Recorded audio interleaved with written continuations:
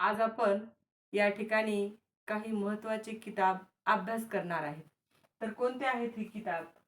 किताब आहेत या ठिकाणी जननायक हा किताब बिरसा मुंडा यांना दिलेला आहे. त्याचप्रमाणे लोकमान्य हा किताब बाळ गंगाधर टिळक यांना दिलेला आहे. महात्मा हा किताब मोहनदास करमचंद गांधी यांना दिलेला आहे.